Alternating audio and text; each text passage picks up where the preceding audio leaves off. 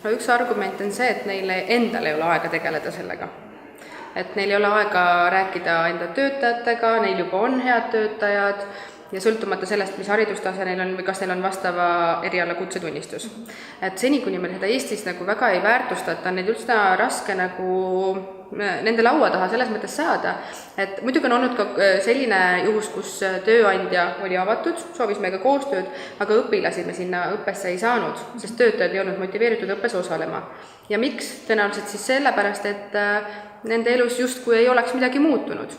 Aga ma julgen öelda küll seda ja ma usun ka seda, et kui see õpilane oleks ikkagi tulnud õppesse, siis peale selle, et ta saab selle eriala kvalifikatsiooni, saab ikkagi ka elukooli ja selle elukestva õppe, mida tegelikult ju kutseõppeasutused väga propageerivad ja veel kord see, et nad omavahel saavad suhelda ja kui on erinevate asutuste töötajad, uskuge mind, see koostöö hakkab toimima.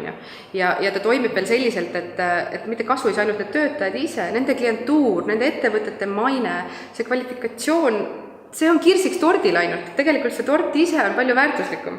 Ja mulle kooli esindajana ma ütlen, et mul on küll mõned uksed jäänud suletuks, aga ma kindlasti ei loobu sellest ja ma koputan uuesti, sellepärast, et õppimine on lahe ja igas vanuses, et seal ei ole piiranguid ja ei ole tähtis, kas ta juba teeb seda tööd või ta hakkab seda tegema, oodatud on ta igal juhul.